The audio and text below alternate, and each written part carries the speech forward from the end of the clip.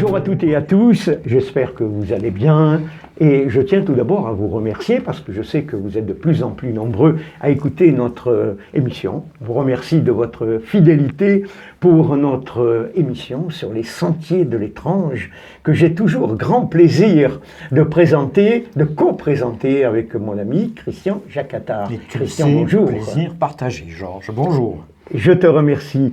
Et c'est vrai que je suis ravi de te retrouver pour aborder toujours des sujets insolites, toujours passionnants. Et j'espère que le sujet de ce soir, d'aujourd'hui, sera passionnant. J'en suis persuadé, bien entendu.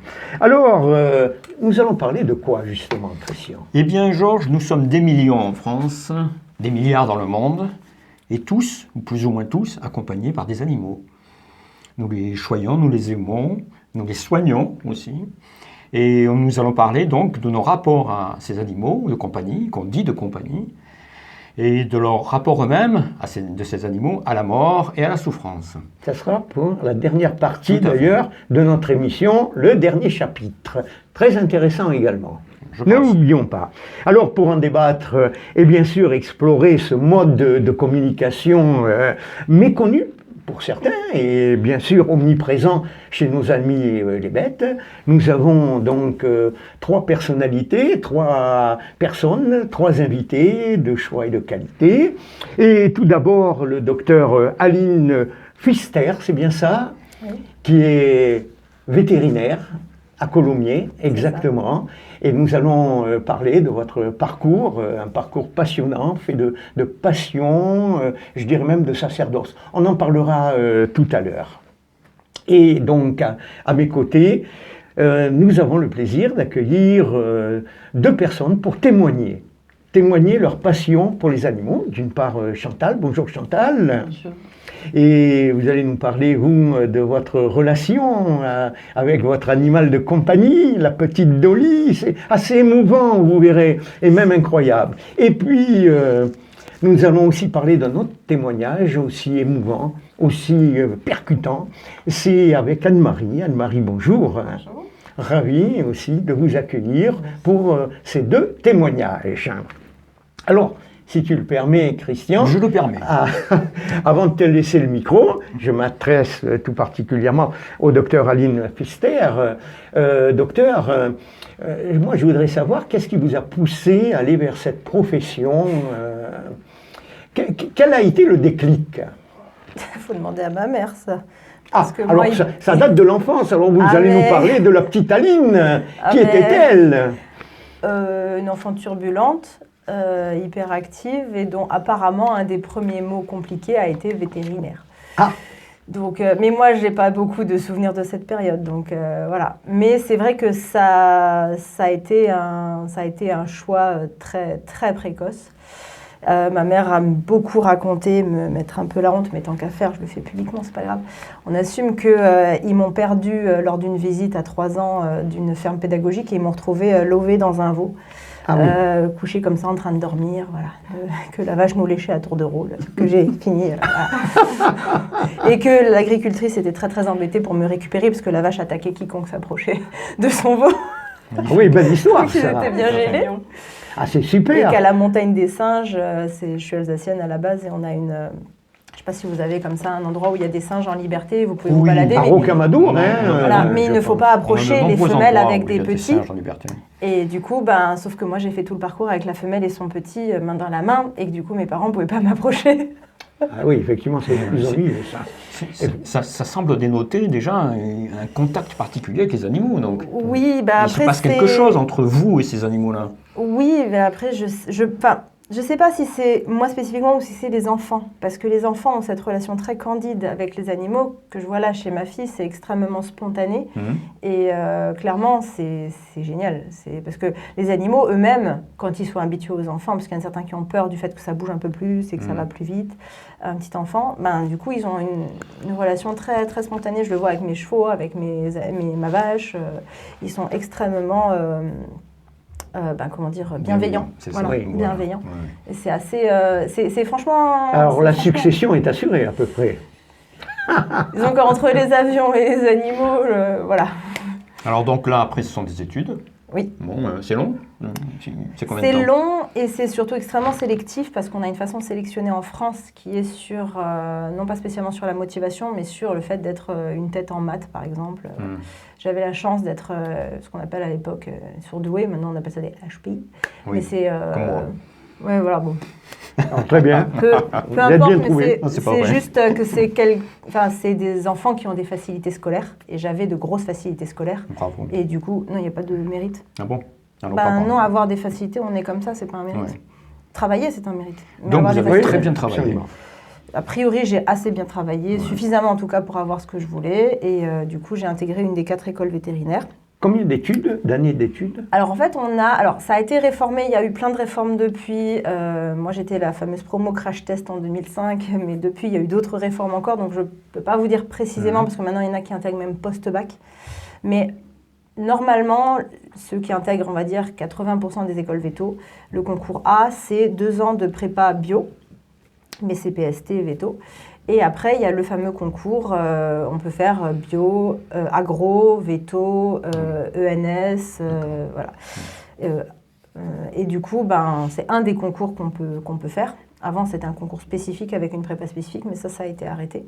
Ce qui permet maintenant aux gens, s'ils ne réussissent pas veto, mais ils réussissent agro, de pouvoir quand même avoir une autre voie qui peut leur permettre de faire quand même un métier qu'ils aiment bien. Et après, une fois qu'on a intégré l'école, c'est 5 ans. Pour obtenir le diplôme plus la thèse, donc ça fait 7. Comme un médecin, quasiment. Alors en fait, c'est pas exactement comme un médecin, mais la différence, c'est que le médecin, à partir de la 5e année, il est payé. Alors même s'il n'est pas payé grand-chose, mais il perçoit une rémunération qui permet quand même de pouvoir faire quelques petites choses. Le veto, jusqu'à Bac plus 7, il perçoit rien de rien. Et même quand il fait un internat après, on avait calculé à l'époque que l'internat veto, qui est optionnel, il n'est pas obligatoire, c'était l'équivalent, on gagnait l'équivalent d'un café par jour. Oui. Donc ça ne valait pas ce que ça nous coûtait rien qu'en hébergement. Donc ensuite, vous avez intégré un cabinet vétérinaire? Alors ensuite, après, on est balancé passé sur le marché du travail. Alors pour ma part, j'ai rejoint la région toulousaine puisque, comme dit, je ne suis pas du tout de la région et mon conjoint, comme une bonne partie des Toulousains, travaille chez Airbus. Oui. Et du coup, étonnant, très original. Oui, c'est étonnant, mais très original, n'est-ce pas? Et donc, du coup, j'ai intégré la région et donc j'ai cherché du travail dans le coin. Et jusqu'à il y a quelques années encore, c'était difficile de trouver du travail dans les 4 zones des écoles vétérinaires. Et la tendance est complètement inversée depuis quelques années. Et maintenant, c'est nous, les recruteurs, qui avons du mal à trouver des salariés. Donc, la tendance s'inverse beaucoup parce qu'on a un manque flagrant de véto en France qui ne se ressentait pas jusqu'à récemment autour des 4 écoles véto, puisque beaucoup de personnes comme moi trouvaient un conjoint pendant leurs études et restaient souvent dans la région. Ce qui fait qu'on avait beaucoup plus de personnes qui voulaient rester sur Toulouse et la banlieue toulousaine, plutôt que de gens qui veulent ne serait-ce que travailler à Carmaux. Par exemple, mes premiers emplois, j'ai travaillé à La Capelle-Marival, donc à côté au-dessus de Cahors, Figeac plutôt. J'ai travaillé à Carmaux, à Saint-Gaudens. Là, on trouve du travail très facilement. Mais dans la région toulousaine stricte, c'était plus compliqué puisqu'il y avait surtout des mi-temps, etc. Et justement, moi j'ai beaucoup de respect pour les médecins généralistes, les médecins en général, mais je trouve que votre médecine, à vous, est beaucoup plus étendue, parce que vous faites de la chirurgie, vous faites de la radiologie, anesthésie, et puis au niveau anatomie, très vaste. On peut passer, moi ça m'est arrivé pendant une journée, une fois, d'avoir 6 espèces différentes à soigner. C'est pas compliqué, si je soigne un cheval, une vache, un mouton, un chien, un chat, il me manque plus que le cochon. Une tortue, ça je sais pas faire. Non. Mais un cochon d'Inde ou un lapin, voilà, on peut vite monter à 6-7 quoi. Est-ce que soigner un animal est plus difficile que soigner un être humain puisque l'animal ne parle pas? Exactement. Ça dépend de ce qu'on veut faire en fait. Oui. Parce que pour aller à l'efficacité, on peut plus facilement des fois aller à l'efficacité avec un animal. Pourquoi? Il y a moins besoin de négocier avec l'animal. Il faut négocier avec le propriétaire par contre. Mais avec l'animal, il n'y a pas forcément autant besoin de négocier qu'avec l'homme. Et est-ce que vous vous appuyez autant sur la machinerie que pour l'humain, par exemple? De plus en plus. Parce que c'est vrai que ça nous apporte quand même des informations très précieuses et ça nous permet des fois de poser des diagnostics là où les symptômes sont tellement vastes qu'en fait on peut avoir une dizaine de diagnostics différents avec 10 traitements différents. Alors les cabinets de vétérinaires sont équipés maintenant de cette machinerie? Oui. En fait, c'est accessible facilement? C'est très cher. C'est très cher. Ça nous coûte un peu. Exemple scanner Alors un scanner, je crois me souvenir, j'en ai pas un, mais je crois me souvenir qu'on parle d'un demi-million d'euros d'investissement. Oui. Donc comment vous faites, ou un leasing, ceux qui l'ont en leasing de 3 000 euros par mois. Comment ça se passe à ce moment-là? On mutualise? Comment... Non, en fait, on achète en fonction de ses possibilités. Après, il y en a qui mutualisent, oui, parce qu'il y a des vétérinaires qui travaillent à plusieurs ensemble. Il y a une clinique à Plaisance-du-Touche, par exemple, où ils sont 6 ou 8. Oui. Et du coup, forcément, comme ils ont beaucoup plus de masse, ils ont investi dans un scanner. Après, il y a aussi une histoire de volonté de la part du praticien de faire ou non des analyses plus poussées. Et ça, c'est en fonction de sa façon de voir la médecine. Il y en a qui sont peut-être un peu plus à l'ancienne. Il y en a d'autres qui préfèrent les techniques un peu plus modernes. Ça, c'est chacun qui voit. Perso, j'essaie d'aller vers la modernité parce que, par exemple, on s'est équipé d'un laser récemment. Madame Jarry peut en témoigner. C'est assez spectaculaire. On arrive à soigner des choses qu'au préalable, je ne pensais pas soignables. Ah oui. En tout cas, pas aussi vite. Donc c'est quand même très intéressant, sans utiliser forcément de médicaments. Et quand on sait toutes les résistances aux antibiotiques qu'on est en train d'avoir, les limites des anti-inflammatoires, etc., le laser, par exemple, peut apporter une alternative thérapeutique intéressante. Et votre vision des animaux a-t-elle évolué par rapport au début de votre profession? Bien sûr, évidemment. C'est pas qu'on se mure, je pense qu'on apprend à prendre du recul au départ, parce qu'au départ, le moindre animal qui meurt, on le vit comme un drame, et des fois, on fait véritablement le deuil. Je veux dire, en parlant de ça, forcément, il y a quelques exemples qui me reviennent en tête, et c'est toujours très compliqué, mais les expériences, que ce soit professionnelles ou de notre propre vie, nous apprennent au fur et à mesure à voir. Et moi, l'expérience la plus marquante de ma vie, ça a été le décès de mon cheval il y a un peu plus de 10 ans maintenant. Et le jour où il est mort, j'ai compris qu'au final, le plus compliqué, le plus horrible dans la vie, ce n'était pas la mort, c'était la souffrance. La souffrance inextricable qu'on n'arrive pas à gérer et dont la mort est finalement la délivrance. Exactement. Ouais, on est bien d'accord. Et ça, maintenant, ça oriente beaucoup ma façon de voir les choses. Quand on gère des fins de vie, des choses comme ça, Madame Jarry le sait, dans la salle d'attente, il y a un portrait du cheval en question. Et alors, comment est-ce que vous gérez cette douleur, cette souffrance? Est-ce qu'on fait comme avec les humains? En fait, ça dépend énormément des gens que j'ai face à moi. D'accord. Il y a quelques jours, je ne dirai pas quand, j'ai euthanasié un chien et je me suis vraiment retenue d'être très désagréable avec les gens parce que cette pauvre bête me disait du regard « mais tue-moi, fais en sorte que mon calvaire s'arrête ». Parce que c'était de la maltraitance. C'était de la maltraitance. Clairement, on était sur une vraie maltraitance. Et ses propriétaires ne voulaient pas, c'est ça? Si, ils venaient pour ça. Oui. Mais je veux dire, c'est un peu facile d'arriver, de pleurer, alors qu'en fait, ça fait 7 jours qu'on laisse l'animal sans manger. Je veux dire, ça ne se fait pas. Enfin, c'est pas possible. On ne peut pas pleurer alors qu'en fait, on l'a laissé agoniser pendant des jours et des jours. Non. Mais est-ce que les gens arrivent à connaître, à savoir que l'animal est en train d'agoniser? Sont-ils conscients? Voilà, c'est ça, sont-ils conscients? C'est extrêmement variable. Et puis on veut garder toujours l'animal. On est égoïste aussi dans ce sens. Et il y a des gens qui... Alors, c'est toujours très délicat parce qu'on ne sait jamais si c'est par manque de moyens. Est-ce que c'est par manque de moyens? Est-ce que c'est par manque de lucidité? On ne sait pas trop. Mais moi, je peux vous dire que on voit énormément de gens qui critiquent les agriculteurs, qui critiquent les équitants, en disant ils maltraitent les animaux, les chevaux, les vaches, sont les animaux de zoo sont des animaux maltraités. Alors les zoos, je ne peux pas en parler parce que je n'ai pas d'expérience sur les zoos. Mais pour ce qui est des agriculteurs, des animaux de rente et des chevaux, je peux vous dire, pour avoir bossé dans les 3 milieux, le milieu le plus maltraitant que je connaisse, c'est le milieu canin et félin. Parce que c'est là où il y a le plus grand nombre de maltraitances, souvent par méconnaissance. Par ignorance, oui. Par ignorance, oui. Mais aussi régulièrement, je veux dire, quelqu'un qui arrive en vous disant qu'il sait très bien que son animal ne mange pas depuis 7 jours, vous n'allez pas me faire croire qu'il ne sait pas que son animal est en souffrance. Oui, ne pas manger. C'est un déni de réalité. Un déni de réalité, mais dire aussi. À l'heure d'Internet, ou même vous avez même ChatGPT à qui vous pouvez même poser des questions comme si vous posiez des questions à presque un autre être humain. Dire je comprends pas qu'on n'aille pas chercher un minimum l'information, et c'est qu'on ne le veut pas. Et vous pensez que c'est déjà trop tard, ou alors est-ce que déjà quand l'animal ne s'alimente plus, va se cacher, est-ce que c'est déjà qu'il est à l'agonie? Non, il y a différents stades. Je veux dire, un animal qui mange plus depuis 24 heures, des fois ça peut être très très grave. Mais en général, on arrive à faire quelque chose. Il y en a d'autres cas où j'ai rattrapé des animaux qui n'avaient pas mangé depuis 7 jours. Mais c'est très rare. très rare. Et en général, il n'y a pas spécialement de volonté de soigner derrière. Georges, je ne sais pas si tu avais pris une autre question. Je me pose la question, les animaux savent qu'ils sont malades, non? Oui, c'est ça, c'est la question que je voulais poser justement.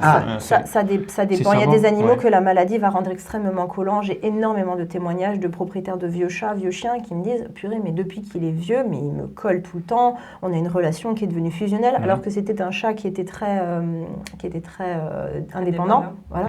Et maintenant, là, il est tout le temps collé à moi. C'est même presque beau parce qu'au final, les gens découvrent leur chat sur les vieux jours. Et du coup, ils ont plus cette envie de soigner parce qu'ils disent, en fait, il est sympa ce chat. C'est pas juste un animal qui rentre et qui sort. Voilà. Il y a une vraie relation.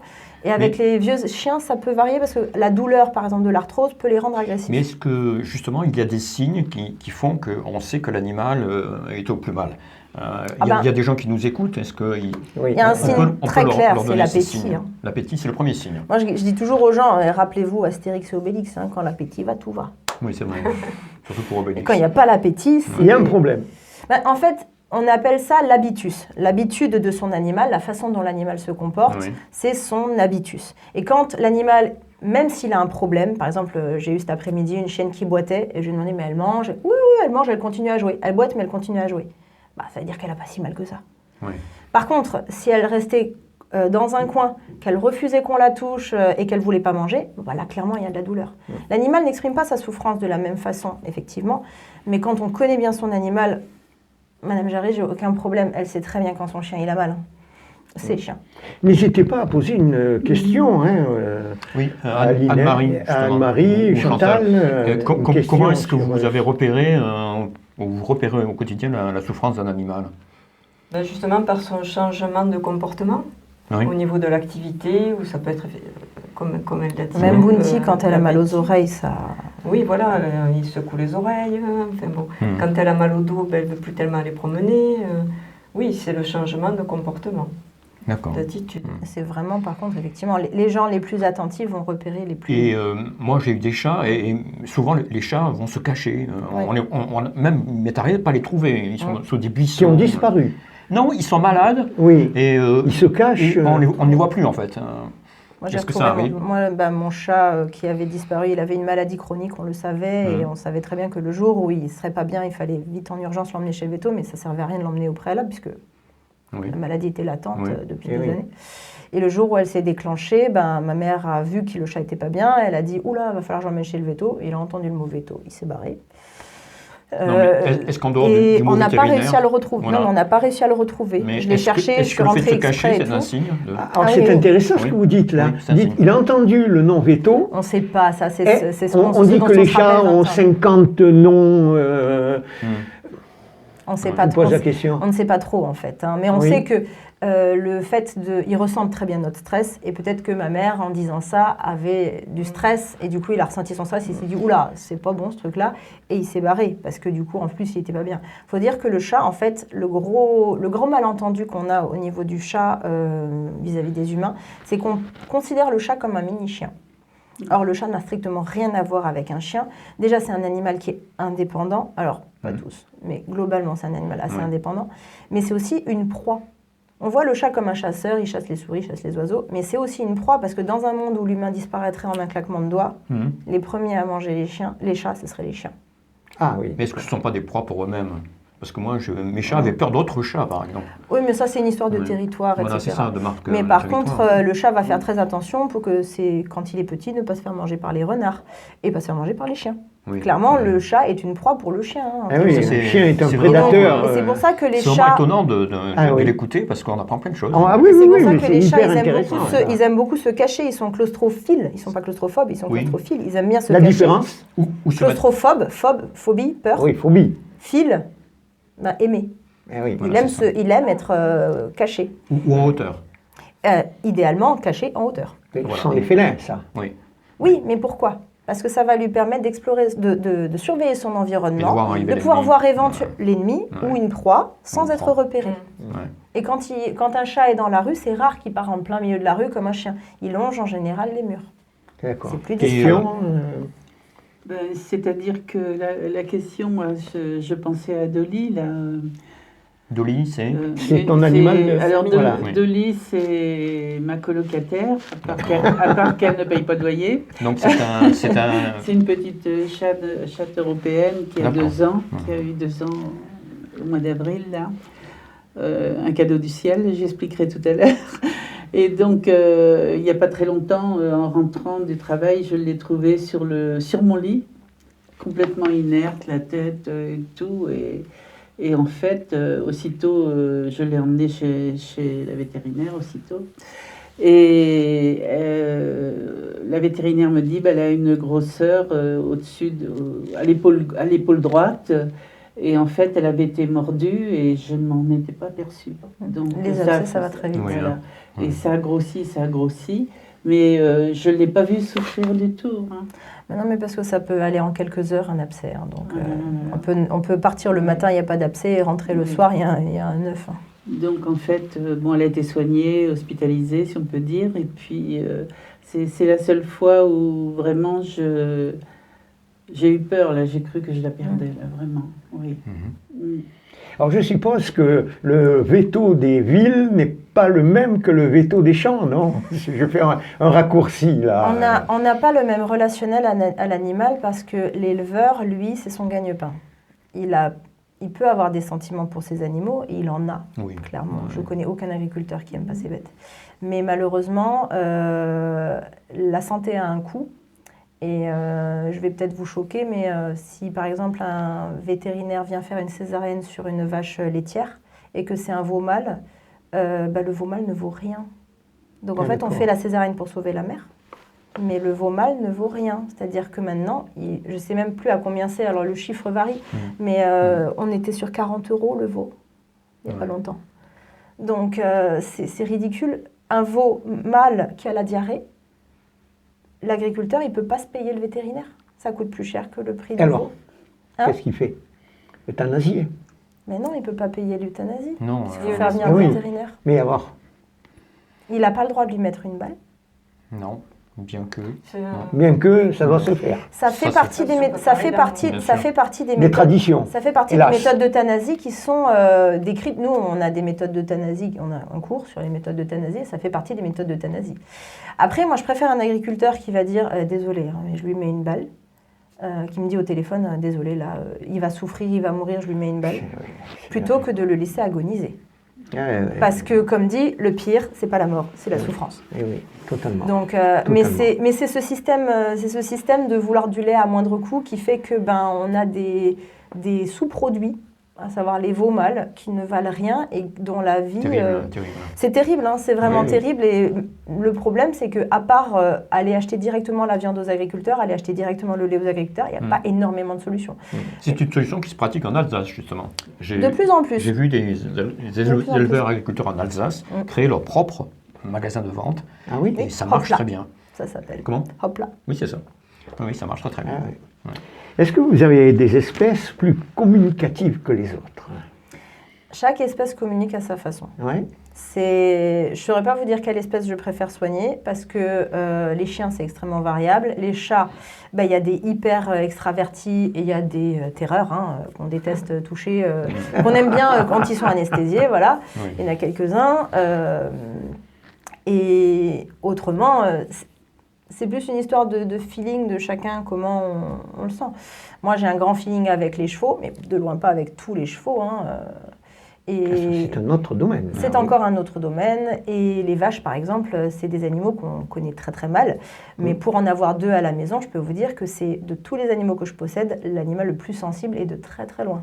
Ah non, moi j'ai une vache. Je disais que c'était le cochon le plus sensible. Alors, je n'ai pas de cochon. J'aurais bien eu un cochon que j'aurais volontiers appelé Adolphe pour respecter la tradition de l'être humain, paraît-il. Au niveau peau et organes, non les animaux, à partir du moment où on accepte qu'ils sont doués de leur intelligence propre, qui n'est pas la même que celle des humains, parce que nous, on a tendance à résumer l'intelligence au QI. Il faut savoir que non seulement il y a le QI, mais il y a aussi le QE, le quotient émotionnel, etc. Et si on va, par exemple, il y avait une très belle image que j'avais trouvée sur Internet, si on résume l'intelligence au fait de pouvoir monter en haut d'un arbre, on va toujours trouver qu'un poisson est stupide. Or, si on le mesure au fait de pouvoir aller vite dans l'eau, le poisson s'en sortira mieux que l'éléphant. Voilà. Donc c'est vraiment ça appelle vraiment une énorme nuance, ça, parce qu'on a autant, et chaque personne qui va voir cette émission aura autant d'exemples dans un sens que dans un autre pour pouvoir... donc je ne sais pas trop quoi répondre en fait, c'est un peu compliqué. Et quel est l'animal le plus surprenant que vous ayez eu dans votre carrière? Alors là... Ou le plus communicatif? Oui. Le plus communicatif, j'en ai beaucoup des très très communicatifs en fait. Là, vous me parlez... Parce que par exemple, je cite souvent l'exemple de Bounty de Madame Jarry, qui était une chienne que personne ne pouvait toucher, mais tellement gourmande qu'en faisant un peu de clicker training, maintenant, je suis sa meilleure amie. Hein. Non, mais chez Bounty. Je parlais de... Bounty n'était pas très simple au début et maintenant elle est super gentille. Quoi. Je parlais de surprenant dans le sens, je ne sais pas moi, de serpents ou des espèces. Ah oui. Voilà, dans ce sens-là. J'ai fait une fois un iguane, je crois. Oui. Mais ça ne m'a pas marqué spécialement puisque n'y connaissant rien, si vous voulez, j'ai claqué la radio de l'iguane et puis interpréter la radio, j'y connais rien. Et donc les poissons, par exemple, vous n'en soignez pas? Il y a un veto spécialiste à Grenade sur les poissons. Oui. Donc, j'étais aquariophile. Et donc, quelqu'un qui a un poisson ici, on fait la sélection, on l'élimine, non? Si on ne peut pas le soigner. Non, mais en fait, il y a des vétos spécialistes pour ça. Oui, même dans la région toulousaine. On a la clinique du docteur Fex, enfin ça ne s'appelle pas que comme ça, puisqu'il n'y a pas que le docteur Fex, mais qui est très très très balèze et qui nous soigne. Vous ne pouvez pas aller chez lui avec un chien ou un chat, il n'en soigne pas. Que des nacs. Ah non, mais c'est bon. Un petit piranha, un petit piranha. Absolument. Hein. Ah oui, et il y en a qui apparemment font plusieurs heures de route pour venir faire soigner leur animal. Moi, j'avais fait soigner une poule chez lui une fois. Ah bon? J'avais appris qu'une poule qui ne marche pas, c'est parce qu'en fait, elle a les sciatiques qui passent en intra-abdominal et qu'une inflammation digestive l'empêche de marcher. J'aurais jamais fait le lien. J'aurais jamais fait le lien entre les deux. On parlait de tortues, justement. Tiens, parler de tortues. Parce que j'ai eu des tortues. Peut-être un petit peu spécial, non? Pareil, je n'y connais pas grand-chose parce que c'est une spécialité à part. C'est encore les nouveaux animaux de compagnie. Ah oui. Ça, c'est du ressort de mes confrères et oui, comme les serpents, etc. C'est une spécialité, là. Ah oui, et puis c'est très particulier. Je veux dire, là où se situent les veines, là où on peut poser un cathéter, etc., c'est extrêmement spécifique. On ne peut pas tout savoir, donc il vaut mieux... voilà. C'est très étendu. Tout à l'heure, on parlait des éleveurs, mais est-ce qu'un éleveur qui a un cheptel d'une centaine de vaches peut pratiquer un certain nombre de choses pour le soin de ses animaux chez lui-même? Oui. Par exemple, les piqûres, parce qu'il y a énormément de piqûres. Moi, j'ai vu ça chez les éleveurs régulièrement. Est-ce qu'ils le font eux-mêmes? Alors, la majorité du temps, oui, parce que le veto, on manque de veto. Oui. Donc, on ne va pas demander à un veto de venir faire une injection tous les jours, au matin et soir, à une vache, alors qu'en fait, c'est un acte. Excusez-moi, mais pour moi, c'est plus facile de faire une injection à une vache que de donner un cachet à un chat compliqué. Oui. Pourquoi? Parce qu'on a des moyens de contention. On a des barres, ça s'appelle un travail, on fait rentrer la vache dedans, elle est coincée. C'est une histoire de sécurité. Et est-ce que ça vous fait de la formation pour ça? Comment est-ce que On apprend à l'école vétérinaire la propédeutique, donc la contention des animaux. On l'apprend, oui. Et vous apprenez aux éleveurs à soigner leurs animaux? En général, ils l'apprennent avant. Et c'est souvent en stage, eux, qui nous apprennent. Ah bon, d'accord. Très bien. Et au niveau des âges, là, ce sont quels animaux qui vivent le plus longtemps, là? Ce sont les chiens, les chats? Le perroquet. Le perroquet, ah oui. Quand on est perroquet, c'est un animal de compagnie aussi. Ouais, quand on est perroquet, il faut faire pote avec les petits-enfants de son propriétaire. Oui, mais par rapport aux chiens et aux chats. Le chat en moyenne vit un peu plus vieux que le chien, mais ça dépend après des espèces, parce qu'il y a des espèces qui vivent très peu longtemps.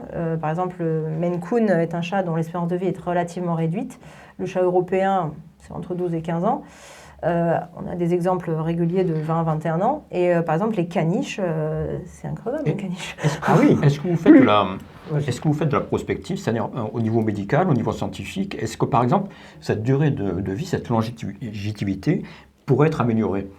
Est-ce qu'on a des espoirs scientifiquement? Ah oui. Est-ce que vous... oui, parce que quand on a un animal qui est déclaré insuffisant rénal, le fait de le passer en insuffisance rénale, ça multiplie sa durée de vie par 3. La durée de vie post-diagnostic est multipliée par 3 avec une alimentation. Et est-ce qu'on a un espoir qu'un jour un chat puisse vivre plus que 15 ou 17 ans?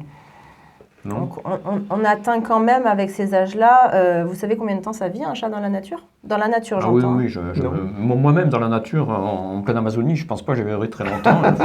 Non, mais un chat des rues, ça vit en moyenne combien de temps? Bonne question. Beaucoup de gens qui vont être choqués de la réponse. Oui, on vous écoute. 3-4 ans. Oui. J'aurais cru moins. Bon. Non, c'est en moyenne. Parce que j'aurais cru qu'écrasé par des voitures. Oui, c'est ça, ça a une espérance de vie très abattu réduite. par des voisins irascibles. Ouais, c'est pas la problème. Empoisonné. Ouais. Non, les Également. bagnoles. Pour des voitures. C'est un autre problème. Alors justement, comment se fait-il qu'un chat se fasse écraser? Est-ce qu'il est trop bas?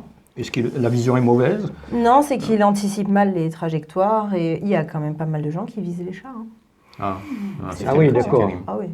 L'être humain, quand même, hein. Ouais. Est-ce qu'on peut appeler ça c'est incroyable, ça. Ouais. Alors, on va passer au témoignage maintenant. On va commencer par Chantal qui va nous... Dolly? Non. Dolly. Un petit bout de poil qui est arrivé chez vous comme ça, par hasard Oui, tout à fait par hasard. Oui, c'est incroyable. Il y a 2 ans, déjà il y a 2 ans, j'ai recherché un chien, gros chien de race. Oui. J'ai sollicité Anne-Marie X fois. Ça s'est pas fait. Il y avait toujours quelque chose qui faisait pas. Et puis un soir, je suis rentrée et dans le milieu de mon salon, j'avais laissé tout ouvert dans la journée. Et dans le milieu de mon salon, par terre, il y avait une petite boule de poil blanc. Et j'ai dit, mince, le choc là. Je dis, mais qu'est-ce que ça fait là, quoi? Et je l'ai prise dans mes bras. C'était une petite chatte qui avait à peu près un peu moins d'1 mois quand même, je pense. Et là, donc, je l'ai caressée, tout, et je me suis dit, mais qu'est-ce que je fais maintenant là? Parce que c'était pas prévu au programme du tout. Et puis, donc, je l'ai gardée 2 semaines en mettant une affiche un peu partout dans la résidence. Personne n'est venu la réclamer. Alors, j'ai dit, bon, ben, tu t'appelleras Dolly et tu restes avec moi, quoi, voilà. Je l'ai adoptée de suite. Mais alors, il s'est passé quelque chose entre elle et moi. Il y a une complicité télépathique, je dirais. C'est incroyable. Incroyable. Et elle ressent ma tension émotionnelle, mon énergie émotionnelle. Elle ressent des tas de choses. Elle est super intelligente. D'ailleurs, on va voir quelques images pendant que vous donnez ce témoignage, puisque je rappelle que il y a bien sûr cette vidéo pour les internautes. On va pouvoir suivre l'émission en vidéo sur Radio Axe Sud 105.1, j'en profite, sur Facebook, sur les différentes plateformes numériques. Je referme la parenthèse. Oui, alors donc il se passe beaucoup de choses entre nous deux et dès le départ, moi j'ai ressenti quelque chose de fort. Oui, une complicité, mais il y avait autre chose, je pense, c'est ça que je voudrais. Parce que depuis que je l'ai, il y a un apaisement total, quoi. Elle m'apporte énormément. Donc c'est une sorte de thérapie. C'est prouvé par la science. Hein. Oui, voilà. Et elle pour comprend. faire baisser la tension. Oui. Acheter un chat. Ça dépend quel chat. Il y en a qui font augmenter la tension. Alors quelle est la marque de chat pour la tension? Exactement. La marque de chat préférée pour la tension, moi je dirais le ragdoll. Le ragdoll? Ah ouais. C'est un chat? Ah, non seulement c'est beau, mais en plus c'est gentil, c'est mou, c'est une poupée de chiffon. Ragdoll. D'accord. Et c'est calme. Mais c'est un chat de génétique, biogénétique? Non, c'est juste une race de chat. Créée comme ça, pour l'occasion, quoi. Alors en fait, il faut savoir que toutes les races de chats ont été créées à la base à partir du chat de gouttière. D'accord. Et ils ont juste sélectionné des individus qui trouvaient qu'il y avait des caractéristiques jolies et ils ont croisé entre eux. Ah non, pas mal de consanguinité à la base. C'est une sélection naturelle, donc. Il n'y a pas grand-chose de naturel à part chez le chat féral. Hein. Bon, okay. Vous savez comment on appelle un chien sauvage? Un chien? Ouais. Non. Un chat? Non, un chien. Un chien sauvage? On l'appelle pas, ça n'existe pas. Non. D'accord. On le siffle. Hein? C'est des loups? Non. Non? Nous, on est les descendants des singes, nous? Oui, j'avais raison. Il paraît. On a un ancêtre commun. Voilà, le chien ça. a un ancêtre commun avec le loup. Ouais. Sauf qu'on a eu 14 000 ans d'évolution entre les deux. Oui. Et le chat a été moins manipulé génétiquement, globalement, puisque le chat est réellement, d'un point de vue métabolique, domestiqué depuis l'avènement du pet food, donc fin de la Seconde Guerre mondiale. Le chien, lui, est domestiqué nutritionnellement, il mange les restes des humains depuis 14 000 ans. D'où le fait qu'il y ait des différences entre les endroits, par exemple en Alaska, ils mangent beaucoup plus de viande, évidemment, moins d'agriculture, que ça se voit génétiquement d'ailleurs. Avant, on avait quoi, des fouines, On avait beaucoup de fouines à l'époque romaine. Ouais, ils avaient beaucoup de. En alsacien, on dit morteur, je ne sais pas comment on dit en français. Mais je crois que c'est pas que des martres, en fait, le mot morteur en alsacien. Je crois. Je suis désolée. Peut-être des belettes. Des belettes, oui, peut-être aussi. Ouais. Des hermines. Ah, des hermines, tout à fait. Des hermines. Et c'était des animaux de compagnie. C'était vraiment des animaux de compagnie. Maintenant, le putois reste quand même un animal de compagnie encore. C'est pas apprécié de tout le monde, mais ça reste un animal de compagnie. Et pour revenir au témoignage de Chantal, est-ce que vous pensez que cette fusion émotionnelle se fait davantage avec les chats? Non. Moi, j'ai autant d'exemples dans un cas que dans l'autre. Avec des chiens. Il faut savoir que... Et plus indépendant, le chat, quand même. Le chat est indépendant, mais je vous invite à voir le mien, vous verrez ce que c'est que la dépendance affective. Oui. Moins indépendant que mon chat, je ne connais pas. Alors, comment se fait-il qu'elle se sente plus relaxe avec son chat? Alors, le chat, il y a plusieurs raisons. On les connaît pas toutes, et je prétends pas les connaître toutes, de loin pas. Mais ce qu'on sait, c'est que les ronronnements, les fréquences des ronronnements ont un côté apaisant. D'accord. Ça, c'est connu. On peut faire chuter, je crois, de 20% une tension juste en ayant un chat qui ronronne dans les bras. Donc, c'est quand même déjà pas mal. Il faudrait dire au cardiologue d'aller faire un tour aux gens dans les SPA. Il y a le côté esthétique du chat. Oui, c'est des beaux animaux. Voilà, c'est beau, c'est beau. C'est chaud. Et c'est un côté plaisant. C'est un côté peluche qui est plaisant à l'œil. C'est tout bête, mais c'est bien d'embellir. Il est prouvé qu'on est beaucoup plus heureux dans un environnement qui nous plaît visuellement que dans un environnement qui est moche. Enfin, c'est une évidence, mais ça a été prouvé par des expériences. Donc il y a le ronronnement, il y a le côté joli et il y a le côté recevoir de l'affection. Le chat a une façon d'exprimer son affection qui est des fois extrêmement démonstrative, je ne sais pas la vôtre, mais moi le mien, il met ses deux pattes comme ça et il se colle contre moi. Je veux dire, quelle que soit la raison que lui il pense, est-ce que je suis sa gamelle, peu importe, le ressenti pour l'humain, c'est mon chat même. Et il est fort probable que ce soit vrai. Mais on n'en a pas la certitude. La certitude, oui. Et j'ai envie de dire, est-ce que c'est important qu'on en ait la certitude? Franchement, non. Parce qu'en fait, si le chat est heureux et que l'humain il est heureux, voilà, c'est ça. L'équation elle est résolue. Absolument. Exactement. Anne-Marie, maintenant, qui va nous parler de sa passion. Pour les chats, mais aussi pour les chiens, surtout, non? Pour les animaux en général, à part les araignées, je crois. Vous êtes pour la phobie. Alors là... J'ai la phobie. Moi aussi. Ouais. Ça mais, arrive. oui, j'adore les animaux et je suis très sensible, trop sensible. Je ne sais pas quoi vous dire. C'est vrai que je participe à pas mal d'actions. Voilà, vous participez à des associations, au niveau des refuges également. Tout en restant en dehors de toute association. Mais, vous êtes indépendante, bien sûr. Oui, je donne des coups de main comme ça, à droite à gauche. Mais nombreux, parce que je vois souvent passer des annonces d'animaux perdus, d'animaux abandonnés. Oui, parce que voilà, ça me passionne et quand... J'essaie de faire des choses, j'y arrive souvent et voilà, ça m'encourage à continuer. Et justement, dans un refuge, qui choisit l'autre? Est-ce que c'est le maître qui choisit l'animal ou c'est l'animal qui va choisir son maître? Personnellement, pour avoir adopté un refuge 3 fois, je n'ai pas choisi. Je me suis laissée guider par les personnes que j'ai rencontrées parce que choisir, pour moi, c'est trop compliqué.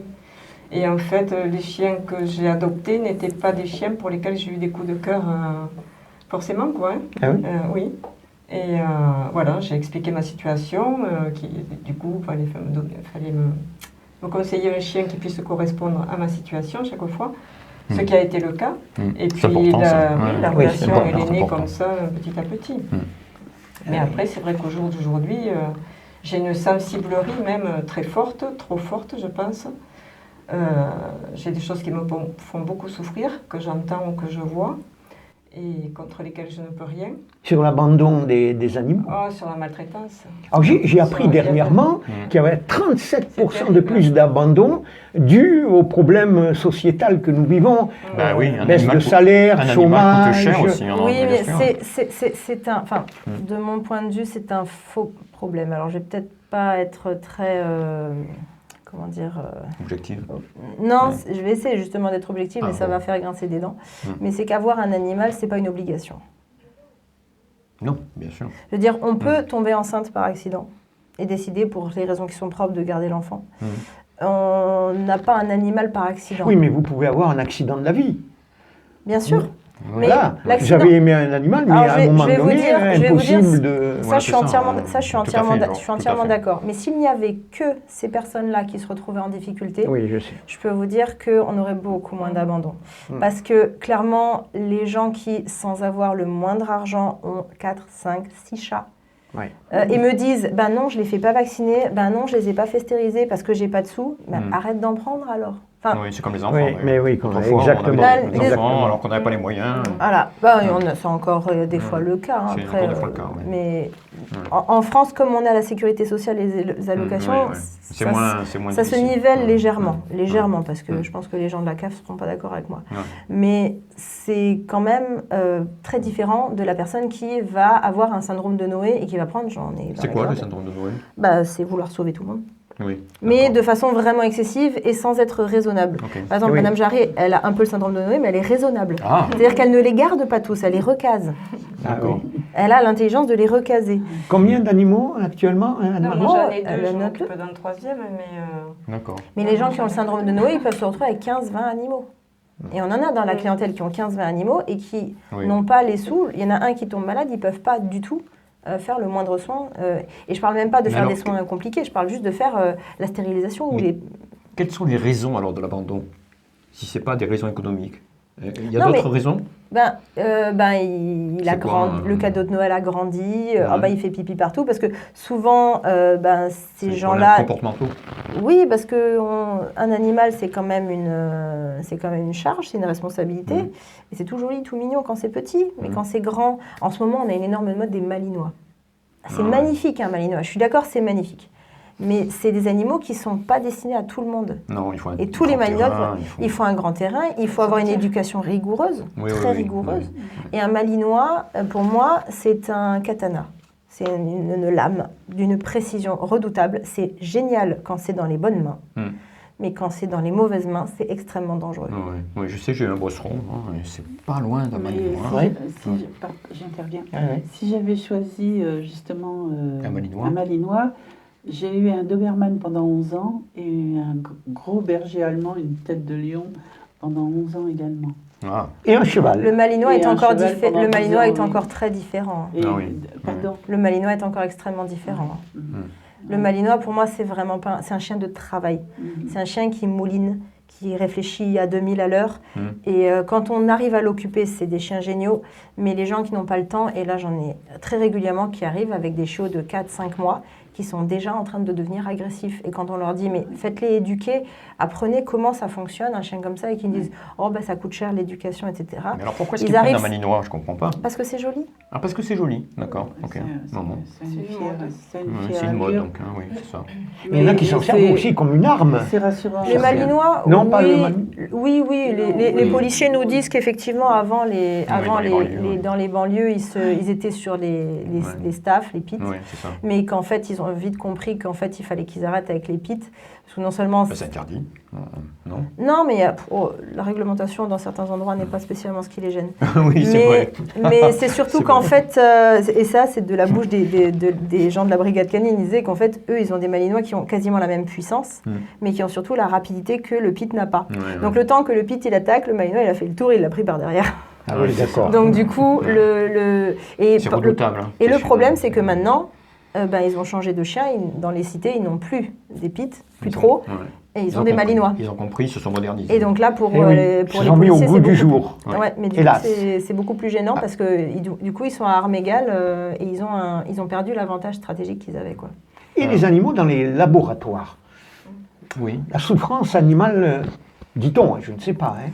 Alors, je vais un petit peu caricaturer, mais c'est un grand fantasme. C'est un grand fantasme. Parce que en France, en Europe, c'est extrêmement contrôlé. Je veux dire, si vous voulez faire la moindre expérimentation, vous devez passer des jurys de déontologie, etc. Vous ne pouvez pas faire ce que vous voulez, de très loin pas. Et les animaux d'expérimentation, ils ont... Madame, moi j'ai coupé en deux une grenouille quand j'étais petit. Oui, voilà, on en faisait à grande échelle et c'était quand même autrement plus... Disséqué. Oui. Moi j'en ai disséqué un paquet. Moi j'en ai disséqué un paquet des souris pour préparer le concours veto. Voilà. Et là pourquoi comme intérêt, c'était quand même très limité. Les animaux d'expérimentation, alors Je suis totalement contre l'expérimentation cosmétique, hein, parce que clairement, juste pour faire du ravalement de façade, Oui, il n'y a pas besoin. il y a mieux. Il n'y a pas besoin. Oui, il y a Mais mieux, par oui. contre, quand il s'agit de savoir si tel vaccin qu'on veut tester va pouvoir sauver l'humanité, oui, Oui. quand même. Là, Bien où que les chauves-souris ne soient pas d'accord, mais enfin bon. si elles avaient pu être vaccinées à l'avance, ça Ouais, leur c'est aurait ça, arrangé. ouais. Mais Et, oui, excusez-moi. ouais.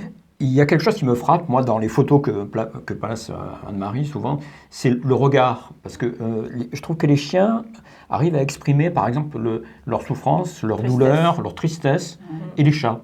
Mm. Comment est-ce qu'on perçoit ça chez un chat? Le chat, il a une façon d'exprimer qui est beaucoup plus subtile.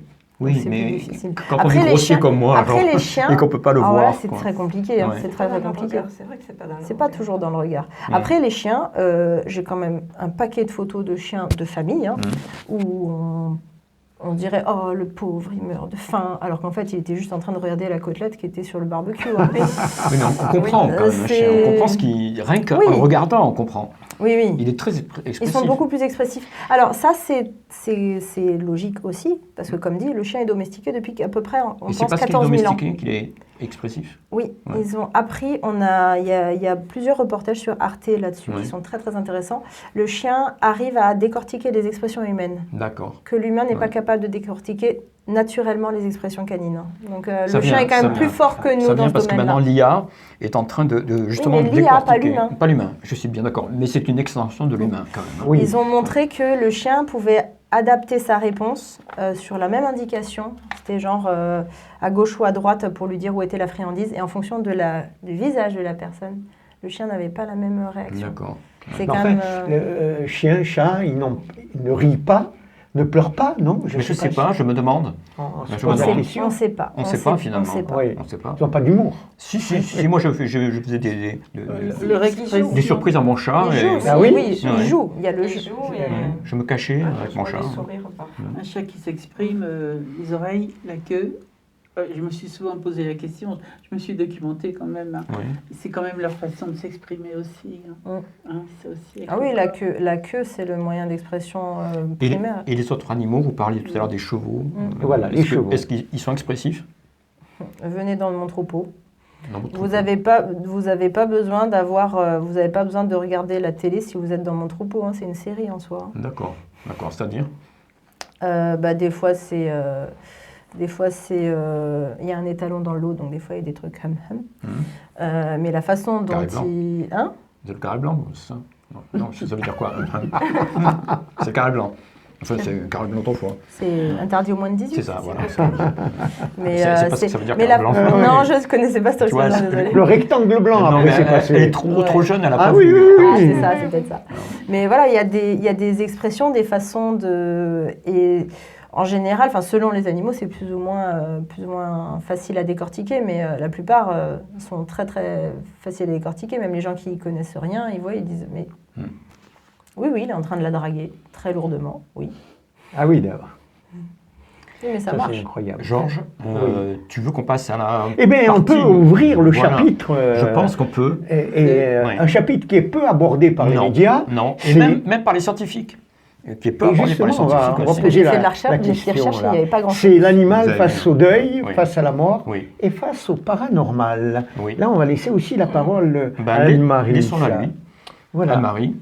Vous voulez que je vous raconte Oui. quelle anecdote Eh bien, celle du médium, on va commencer par Oui. le médium. que je peux nommer? Oui, mais bien sûr. D'accord. Donc il y a quelques années, j'étais en conférence avec le médium Reynald Roussel.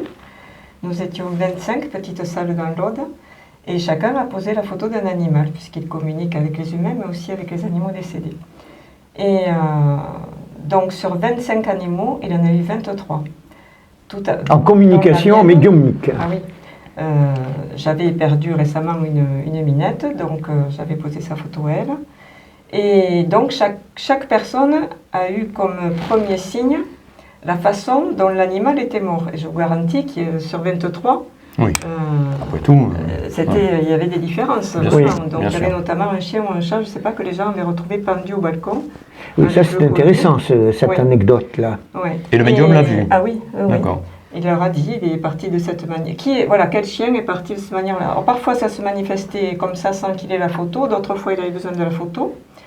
Et, Donc il a ressenti cet animal qui s'est pendu. Oui, il a ressenti ou il l'a vu. Ou alors il a Je sais ressenti pas, peut-être que ses maîtres lui donnaient l'information. C'est possible aussi. Peut-être.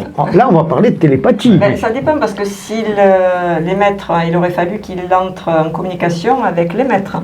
Oui. Alors que Le lui, mental des maîtres, oui. lui non, c'était soit la photo, soit ça lui venait comme ça. D'accord, d'accord. Et en fait, moi j'étais tout à fait au fond de la salle et ma minette est venue en même temps qu'un chien, donc il a levé 2 photos. Et donc des gens devant ont levé la main pour le chien, moi pour la minette, et en fait il a expliqué que cette chatte était très particulière et que c'est elle qui aidait le chien à venir en fait. Donc il a commencé par le chien et après il est arrivé avec la minette en me disant j'ai très mal ici. Elle me montre ici et je pense qu'elle a eu une saleté, qu'elle est décédée, quelque chose au ventre. Je dis oui, un cancer de l'estomac. Et ensuite, le caractère. Donc à chaque personne, il a décrit le caractère de son animal et ils sont tous différents. C'était quand même bluffant. Et les 2 qu'il n'a pas eu, il s'est excusé et il n'a pas su dire pourquoi. On ne lui disait pas de l'autre côté pourquoi, mais il ne les a pas eu ces 2-là. Voilà, c'était magnifique. Ah ben oui. Alors là, le regard de la scientifique, qu'est-ce qu'elle en pense de ça? J'ai pas d'avis sur la question. mais justement, du point de vue scientifique, les animaux perçoivent-ils leur mort? Est-ce qu'ils ressentent leur... On ne sait pas en fait. Ils ont fait des expériences sur des primates où en fait ils en ont conclu qu'ils n'avaient pas la même notion précise de la mort que nous. Après, clairement, on sait que les animaux ressentent l'absence. Ça, oui, très clairement. Ils savent qu'il y a un animal dans un état dégradé. Savoir s'ils peuvent sentir la mort, c'est impossible de mener une expérimentation suffisamment scientifique, suffisamment rigoureuse pour avoir des trucs. La seule chose qu'on puisse avoir, c'est des témoignages. Moi, j'ai soigné il y a 13 ans maintenant un petit poulain qui s'appelait Carlos. Et qui était né comme mon poulain actuel, le même cas. On comprend ça. Qui est donc un petit poulain, donc Carlos, qui était né à terme, mais prématuré. On appelle ça dysmature. Donc en fait, ça se gère comme un prématuré avec un pronostic vital qui est très vite engagé.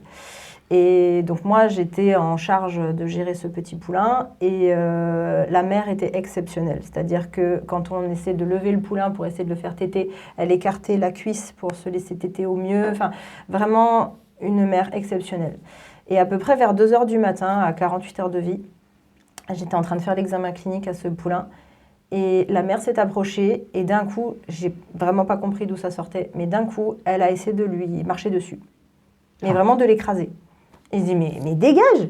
Et ce qui fait qu'elle lui a potentiellement juste écrasé un bout de pied. Mais elle ne lui a pas touché le tronc. Ça, j'en suis certaine. 10 secondes plus tard, le poulain agonisait dans mes bras. En un claquement de doigts. Moi, mon examen clinique 30 secondes plus tôt était normal. Similaire à celui de 2 heures plus tôt. Donc elle avait compris qu'il se passait quelque chose. C'est sûr qu'elle avait compris. Parce que ce changement de comportement a été, elle s'est approchée, elle a sniffé et elle a voulu l'écraser. Et du moment où il était mort, elle s'en est désintéressée, mais comme s'il n'avait jamais existé. Ça, c'est incroyable. Ça, ça arrive beaucoup chez les animaux, là. J'ai lu dernièrement une chatte qui vivait dans une maison de retraite. Une maison de retraite avec des personnes très... Elle allait sur les gens et mourait dans les quelques Exactement. heures. En fait, elle allait uniquement vers les gens qui allaient mourir dans les 48 heures. Et on pense que c'est peut-être dû au fait qu'elle percevait des odeurs et que les chats, après tout, sont... mais il y a des odeurs que nous... On est incapable de percevoir. Nous, c'est comme si on voyait en noir et blanc et qu'en fait, les animaux, ils voient toute la myriade de couleurs. Et même d'ailleurs, chez les couleurs, nous, on voit le panel de couleurs qu'on connaît. Les oiseaux en voient encore plus. Ah oui. Donc, et les chats et les chiens, au niveau vision... Ils ne perçoivent pas le rouge. Ah, ils ne perçoivent pas le rouge? Non, ils voient un monde en pastel de bleu, vert, jaune, mais ils ne perçoivent pas le rouge. C'est pour ça que le torero avec sa muleta, ça sert à rien. Il bouge en fait. Mais non, mais là, il est rouge pour cacher le sang, c'est tout. C'est ça. Mais donc, on peut penser que les chats, par exemple, sont capables, sont capables de sentir... Oui, bien sûr. que quelqu'un va décéder. On ne sait pas exactement qu'est-ce qu'ils arrivent à sentir, mais moi j'ai un poulain qui est décédé il y a 15 jours accidentellement à la naissance. C'est malheureux, c'est triste, mais c'est comme ça. Et pendant qu'on était en train de le porter pour le dégager de l'endroit où il était mort, ma vache s'est approchée et l'a léché, alors que la propre mère de ce poulain-là s'en était désintéressée. Hein. Elle le léchait, elle faisait des petits me comme ça. Comme pour le ranimer. Non, pas pour le ranimer, mais elle exprimait comme les vaches quand elles expriment de la peine, parce qu'elles sont capables d'exprimer de la peine quand même, quand on leur retire leur veau, etc. Elle exprimait exactement ça. Et elle venait, elle nous a suivis tout le long de la clôture, tête baissée comme ça. Pas du tout la vache contente qui a d'habitude et qui fait des cabrioles. Là, elle était très calme, mais inquiète. Et donc j'en ai parlé avec des confrères. Je leur ai dit, mais est-ce que vous avez une explication? Parce que moi, ça me satisfait qu'à moitié de me dire qu'elle est triste, parce que peut-être qu'elle est triste, mais est-ce que c'est pas leur prêter des sentiments humains? C'est très un point d'interrogation. Et il y en a qui indiquent que potentiellement il y avait des phéromones sur les corps qui du coup pouvaient... C'est vrai, on peut penser ça. Ah oui. Est-ce qu'ils ressentent aussi la mort de leur compagnon, leur maître, je parle? En fait, chaque animal qui est très fusionnel avec son maître va avoir un certain rituel, des habitudes, une routine. Et à partir du moment où un animal, vous lui rompez cette routine, ça le perturbe. C'est rare, un animal qui n'est pas perturbé quand on lui coupe sa routine. Donc, est-ce que c'est la perturbation de la routine? Ou est-ce que c'est réellement du deuil? Oui, c'est toujours... On cite toujours des chiens qui restent sur la tombe de leur maître. Oui, voilà. Oui, on connaît ces histoires. Le chien japonais, là. Ichiro, je ne sais plus comment il s'appelait. J'ai un cas qui m'a vraiment impressionné. Ce sont des chiens qui, sur un pont en Écosse, toujours au même endroit, sautent dans le vide. Oui. Et personne n'a pu expliquer ce qui se passe parce qu'on ne comprend pas. Même des chiens qui ont pu réchapper à la mort remontent et ressautent. Ce sont des comportements quand même assez étranges. Est-ce que l'animal peut se suicider? Est-ce que c'est une notion que l'animal... il peut y avoir, en général... On dit que des scorpions entourés de feu se suicident. Est-ce que c'est une légende? Non, je ne sais pas du tout. Vous savez pas? Je ne soigne pas les scorpions. Mais en tout cas, normalement, dans l'animal va... Alors, il y a deux façons de réfléchir, et ça dépend des espèces. L'animal, soit il va réfléchir par l'instinct de survie pour sa propre personne. Que nous avons nous aussi. Voilà. Soit l'instinct de survie pour le groupe. Oui. Il va se sacrifier pour un groupe, il y en a qui, dans certaines espèces, ils se sacrifient pour le groupe. Ça, c'est très connu. Mais après, c'est justement les animaux extrêmement grégaires dans des gros groupes, etc. Et donc, est-ce qu'ils ont conscience qu'ils vont aller jusqu'au sacrifice ultime? On ne sait pas déjà s'ils ont conscience de la mort. Il y a guère que les éléphants avec les cimetières pour éléphants où on se dit, oui, il y a quand même quelque chose, ils vont je crois que c'est une mourir légende, ça. Apparemment, non. Non, mais, enfin, moi, alors, je ne suis pas sûre. Hein. J'ai lu et je me suis documenté, et d'après les scientifiques, cette légende du cimetière des éléphants viendrait du fait qu'affaiblis, ils ne peuvent pas trop marcher, qu'ils ont besoin de boue, et donc ils vont tous, les vieux éléphants vont toujours au même endroit, et que donc on pense que c'est un cimetière des éléphants, mais qu'en fait... Une des hypothèses. Voilà. Mais le problème, c'est que c'est beau, le cimetière des éléphants, c'est magnifique. Oui. Mais bon. C'est très problématique. Ça serait cohérent ce que vous dites, parce que si déjà on n'arrive pas à prouver la notion de la mort chez les primates, qui sont quand même les plus évolués... C'est ça, oui, c'est ça. Alors chez les éléphants, qui sont très évolués, cela dit, hein, parce que les éléphants ont une sensibilité... Ah, vous parliez d'expérience tout à l'heure. Oui. Eh bien, j'en ai une pour vous. Quand j'étais en Inde, il y a quelques années maintenant, je voulais visiter un refuge pour ours. Les ours danseurs en Inde, c'est des ours qui sont maltraités pour... Voilà. Et ce refuge-là, à côté d'Agra, donc à côté du Taj Mahal, recueillait des ours. Et moi, étant vétérinaire, j'avais le droit d'emmener des médicaments, donc j'ai emmené des anesthésiques. Il était très compliqué et très cher pour eux de s'en procurer, donc mes patrons de l'époque m'en avaient vendu. Et du coup, j'en avais emmené là-bas. Ils étaient tellement contents qu'ils m'ont dit, écoutez, on va vous inviter à visiter demain notre réserve pour éléphants, qui normalement n'est pas visitable, mais bon, comme vous êtes véto, voilà. Donc je suis arrivée, il y avait 6 ou 7 éléphants. Les mâles étaient enfermés parce qu'ils étaient en sorte de rut, mais les femelles étaient en liberté. Au passage, il y en avait une qui était obèse, elle avait 1,5 tonne à perdre. Ça remettait les choses en perspective. Oui. Et du coup, ben, ils ont fait la balade. Alors, c'est très impressionnant de voir des hommes se balader avec des éléphants qui les suivent comme des chiens. Ça, c'est assez incroyable. On a des très très belles photos de ça avec mon conjoint. Et on a aussi, du coup, après, pu leur donner des fruits. Donc, on prend le melon et on le balance comme ça. Et le gars, il prenait les bananes, les machins, il les balançait, mais vraiment vite fait, quoi. Et il me dit, tiens, il me balance un melon, non, je sais plus, c'est un melon, enfin bref, peu importe, une pastèque peut-être. Et il me dit, vas-y, mais là, c'est gros quand même, une bouche d'éléphant. Ouais. Donc moi, je dis, oui, bon, d'accord. Et l'éléphante, elle s'est approchée de moi, elle a ouvert la bouche, elle a avancé la langue, genre, vas-y. Et du coup, j'ai posé toute tremblante la pastèque. Ah, c'est joli. Et elle a attendu, elle a reculé, et hop, elle a fait mes rangs tout doucement. Et puis après... Elle a mangé, puis après elle est allée vers l'autre en disant « Non mais celle-là, elle va trop lentement, là, vas-y, donne-moi toi !» C'était vraiment très rigolo.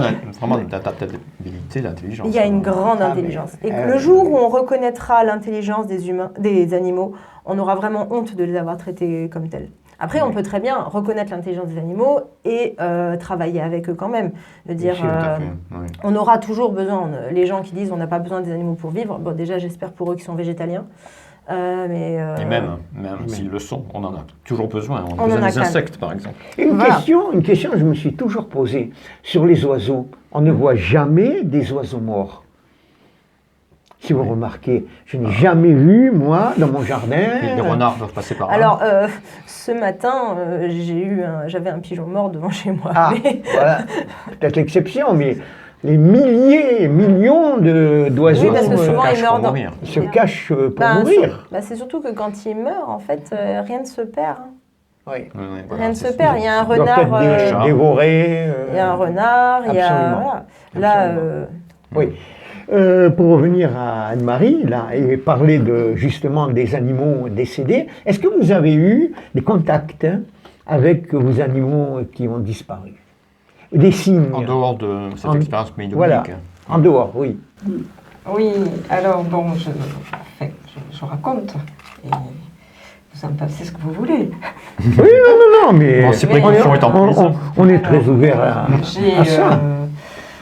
L'histoire de Pérou. Oui, entre autres. Donc j'avais, comme on le sait, mon fils était parti. Et il me restait donc un boxer et un bulldog. Le boxer a fait une dépression, comme moi, comme notre chien. Et il me restait ce petit bulldog tout seul avec moi. Ah, ils ont ressenti la perte de votre enfant. Oui, mais le boxer, ça n'est jamais remis. Il est mort 6 mois après. Ah oui. Oui. Il a été traité pourtant, hein. Oui. Comme moi, comme un petit bulldog. Il a ressenti l'absence. L'absence, oui, puisqu'on vivait c'est son copain. Et voilà, donc j'étais seule avec ce chien et je m'en vais... alors, il faut savoir qu'un soir, mon neveu et un des meilleurs amis de mon fils sont venus me raconter leur voyage au Pérou. Ils s'étaient rapprochés tous les deux et rapidement, ils ont prévu de partir à l'aventure. Donc, on était en connexion tout le long pendant ce mois-là, ils me donnaient des nouvelles. Et ils sont venus donc un soir me raconter leur voyage. Et le lendemain, je pars avec mon bulldog Bart dans un magasin sur Blagnac. Et je ne savais pas qu'il y avait une association qui présentait des chats à l'adoption. C'était les Chats Libres de Toulouse. Donc je passe assez proche des chats puisque mon chien ne réagissait pas du tout aux chats. Et une dame m'accroche en me disant « Vous ne voulez pas un chat ?» J'ai dit, vous en avez un qui soit copain avec les chiens, mais en plaisantant. Je n'avais pas envie ni quoi que ce soit d'avoir un animal de plus à ce moment-là. Et puis elle me montre du coup, alors tous les chats étaient quand même en alerte parce que le mien, mon chien était là. Et celui-là, il est resté tranquille couché dans sa cage. Et en m'approchant, effectivement, il y avait son nom, Pérou, sur la cage. Ah oui. J'ai adopté le chat. Ça, c'est de la synchronicité, ça. Oui, tout à fait. Hein? J'ai adopté le chat et ils ont été... mais la photo, oui, belle anecdote. Mais moi, je parlais de communication avec un animal que vous avez peut-être perdu. Non, un signe. Non, moi non. Non, pas particulièrement. Non, après, quand ce chat est mort, puisqu'il s'est fait écraser, il est arrivé à moitié écrasé chez moi. Moi, j'en ai un. Et je l'ai... si. Oui. Je l'ai amené chez le veto et le soir même, j'ai eu une coupure de courant chez moi. Il n'y a que le réveil qui n'a pas bougé, j'avais pas de pile dedans, donc il y avait quelque chose d'illogique quand même là. Et je me suis dit, mais c'est pas possible. Irrationnel. Le chat, on te dit, parce que vous savez que je suis quand même connectée, malgré moi des fois, mais on te dit que le chat est parti, qu'il a été récupéré, il y a quelque chose. Et la vétérinaire m'a dit que, à l'époque, je ne vous connaissais pas encore, vous n'étiez pas sur le marché. Et donc, elle m'a dit qu'elle était passée, ça correspondait à l'heure, quoi. À la clinique, le soir, quand même, pour le voir, il était décédé. Elle m'a averti que le lendemain matin. Voilà. Donc, ce que je peux Oui, bien sûr, on est dans l'émission sur les sentiers de l'étrange. Alors, quelle est votre position face à ça, là? Justement, je ne sais pas, parce que, oui, moi j'ai une anecdote, alors, c'est, comme dit, c'est totalement anti-scientifique, Oui. mais après, je pars du principe que tout n'a pas forcément à être expliqué. J'ai perdu, en sortie du premier confinement, mon chat que j'avais eu quand j'avais intégré l'école Veto. Et il était parti au terme d'une longue maladie et il est parti très calmement. Je veux dire, c'est la durée de vie et la fin de vie que je souhaite à tous les animaux que je soigne. C'était une belle fin de vie, même si évidemment c'est jamais totalement sans douleur, mais il y en a eu très peu. Donc on peut dire que, je pense que si le paradis existe, il doit se dire, ça va, j'ai kiffé. Et en fait, juste avant qu'il décède, on devait partir en Islande avec mon conjoint et on se tâtait à annuler la dégradation rapide, parce qu'il s'est vraiment dégradé en quelques jours. J'ai décidé de l'euthanasier avant qu'on parte. J'ai dit, ça ne sert à rien qu'on annule, parce que de toute façon, on va annuler pour qu'il vive 3 jours de plus. Et comme dit, mon but, ce n'est pas d'augmenter la durée de vie, mais d'avoir la qualité de vie. Et je trouvais que là, la qualité n'y était plus. Donc du coup, on l'a euthanasié le vendredi et le dimanche, on partait. Donc on est parti en Islande, on était au milieu des hautes terres. Je ne sais pas si vous voyez un petit peu. Vous nous faites voyager, là. C'est désert, il n'y a personne. Je veux dire, à part un mouton à la ronde, il n'y a rien. On était tout seuls. Et c'était génial, c'était vraiment génial. Mais, et on s'est fait la réflexion, en fait, au bout de plusieurs jours. Moi, je me suis dit, mais je suis un peu folle. Je voyais des petits cœurs partout, dans le sable, dans les nuages, dans la neige. Je me suis dit, je vire folle, c'est tout. C'est juste, j'ai envie de le voir.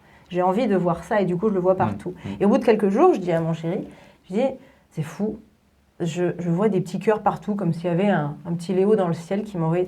Il me dit, ah ben ça me rassure que tu me dises ça, moi aussi, je pensais que je virais fou. Et plus cartésien que mon chéri, il n'y a pas quand même. Hein. Donc là, je dis, ok, d'accord. Ça l'a interpellé. Du coup, on a commencé à les prendre en photo, ces petits cœurs, parce qu'on s'est dit, quand même. Et parce que j'ai jamais réussi à retrouver des petits cœurs dans d'autres voyages comme ça, et c'était pas la seule fois où on est allé en Islande, et on s'est dit, mais quand même, c'est un peu fou. Voilà. Donc on s'est dit, est-ce que c'est ou est-ce que c'est vraiment juste la pareidolie, comment ça s'appelle, quand on veut voir quelque chose dans les nuages. Ça peut être ça aussi. On avait peut-être besoin de ça à ce moment-là. Et voilà. J'ai envie de dire, peu importe finalement la raison, nous, ça nous faisait sourire. Ça nous a apporté des bons moments dans ce moment de deuil. Bien sûr, c'est important ça. Très important. Belle anecdote. Tout à fait. Émouvante. Nous arrivons presque, hélas, au terme de cette émission. Qui a été passionnante. Et absolument enrichissante. Tout à fait. Vraiment, vraiment super. Et on va faire un mot de conclusion. Docteur Aline, je vous appelle.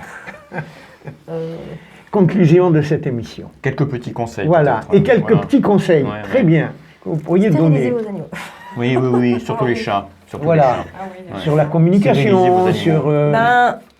Acceptez que l'animal ait ses sentiments propres et prenez-en soin. Préférez n'en prendre qu'un seul, mais bien le soigner, c'est vraiment important. Parce que finalement, on n'a pas forcément besoin de multiplier les animaux.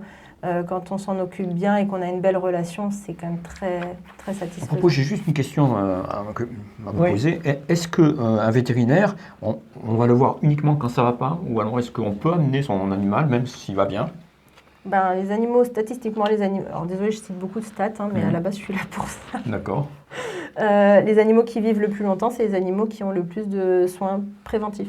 D'accord. Donc on peut vous amener un animal, même si il est en même s'il va bien, pour faire un bilan. Les vaccinations, c'est le principe de ça. Parce qu'en humaine, on a tendance à négliger l'intérêt de la vaccination, puisqu'on vit dans un luxe de qualité sanitaire.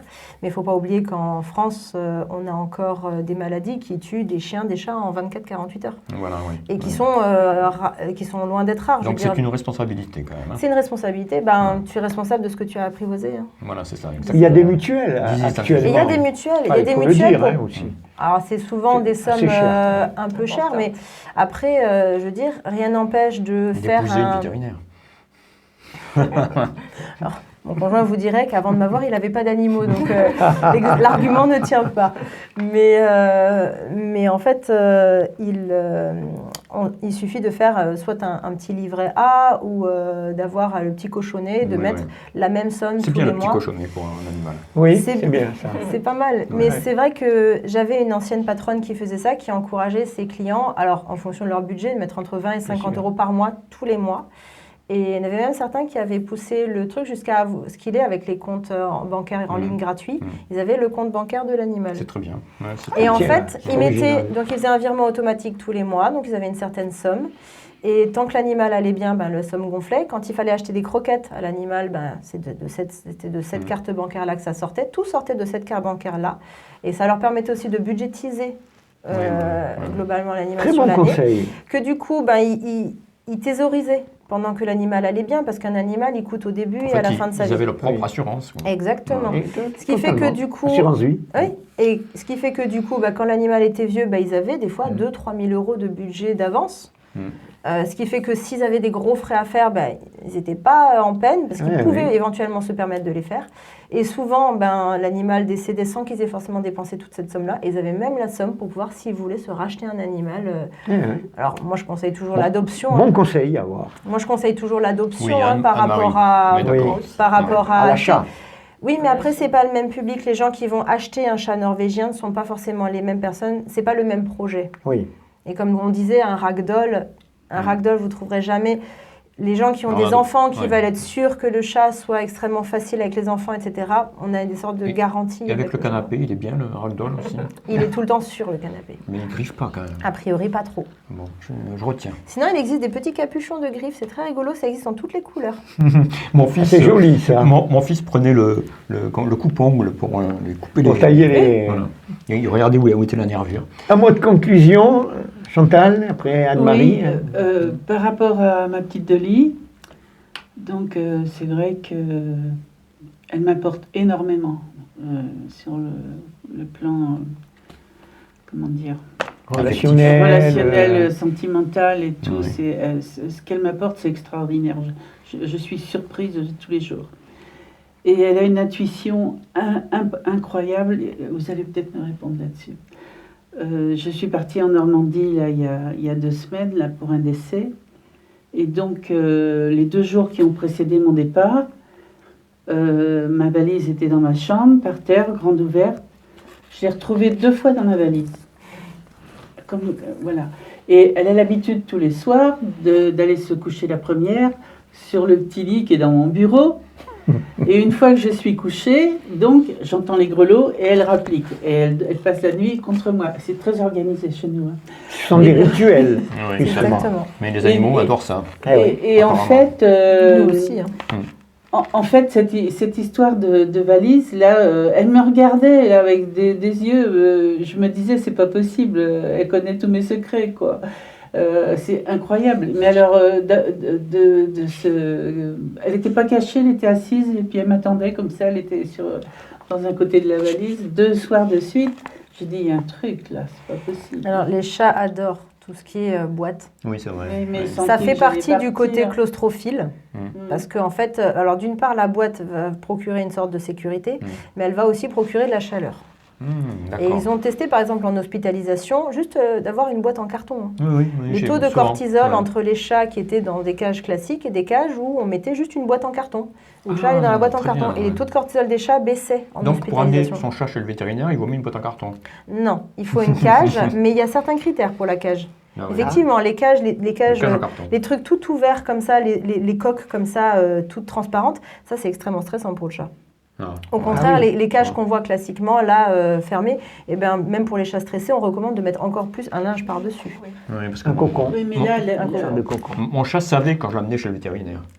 Est-ce que c'est pas aussi... Le problème, c'est que c'est très difficile de savoir quelle était... Parce que vous aviez un deuil, du coup, à porter, donc vous étiez peut-être différent de votre attitude, et vous prépariez un voyage, donc vous étiez peut-être plus stressé. Il y a toutes ces choses-là que l'animal ressent, mais à 200%. Sans forcément qu'il arrive à mettre des mots, il ne peut pas forcément comprendre que vous allez partir en Normandie pour un enterrement. Ça, on sait qu'ils ne peuvent pas forcément le comprendre. Mais ce qui est sûr, c'est qu'elle peut comprendre que les sentiments. Les chats comprennent les sentiments. La peine... Il se passe quelque chose de peu ordinaire. C'est très émotionnel entre nous deux, en fait. C'est ça, c'est que ça ne va pas être une communication. Nous, on veut tout voir en tant qu'humain, de dire je vais à tel endroit pour faire telle chose. Mais on peut aussi se dire je ressens telle chose. Tout à fait. Qui amène tel autre sentiment et que finalement l'animal il va vouloir se caler. Mais exactement à la manière d'un petit enfant qui ne comprend pas la langue, et il va peut-être vous faire un câlin juste parce qu'il voit que vous êtes triste. Il ne sait pas pourquoi vous êtes triste, mais il va vous faire un câlin parce que les animaux, les enfants sont naturellement empathiques et vont naturellement vouloir... c'est peut-être pour ça que les animaux s'entendent si bien avec les enfants, comme vous le disiez petite. Oui, probablement. Et justement, ça me rappelle quelque chose avec mon Doberman. Dans des moments difficiles, quand ça n'allait pas, je me mettais dans mon fauteuil, la tête en arrière, et mon Doberman venait s'asseoir devant moi et posait son museau comme ça sur mes genoux. Oh là, je me disais, mais c'est pas possible. Comme s'il disait, je suis là, n'aie pas peur, quoi. Ça, c'est typiquement un animal qui était très sensible. Moi, j'ai eu une chienne qui était l'opposé. C'est-à-dire que c'était une chienne géniale. C'était le 5e enfant de la famille. La Jo, clairement, ma mère va rigoler quand elle va voir cette émission, parce que c'est sûr qu'elle va regarder. Ah maman, coucou. Mais clairement, la Jo, c'était la joie de vivre incarnée, etc. Quand mon chat est mort, moi, j'étais au 36e dessous. J'avais mon chat mort sur le canapé, sur les genoux, et je pleurais. La chienne est arrivée. J'avais envie de la bouffer. Vous voulez changer les idées finalement. Ben non, c'est juste qu'elle n'avait pas compris. D'accord. Je pense qu'elle n'avait pas conscientisé la chose. Et du coup, elle était toute contente de voir, c'était son pote le chat. Donc elle était toute contente, elle faisait la fête. Et elle m'a fait alors que mon cheval, le fameux en photo là, qui n'était pas vraiment encore à moi, enfin il était à peine à moi à l'époque, je le voyais pas encore aussi souvent que je voulais. Et ben ma mère m'avait emmenée au centre équestre. On avait lâché le cheval dans le manège et ce cheval qui, normalement, à l'époque, avait un relationnel très, très distant avec l'humain parce qu'il n'avait pas vécu que des bonnes choses avec l'humain. Et qui, d'habitude, se barrait et puis m'ignorait royalement, sauf si je venais au contact avec lui. Moi, je m'étais mise dans un coin, j'avais pleuré toute seule dans mon coin. Et le cheval, il n'était pas dans le manège, il était devant moi, la tête posée sur mon genou, et il n'a pas bougé pendant un quart d'heure. Chose qui n'était... Oui, mais pourquoi ? Parce que cet animal, en fait, avait de l'empathie. Il avait ce sentiment, il était capable de ressentir la faiblesse. Ça, les animaux ressentent très bien la faiblesse.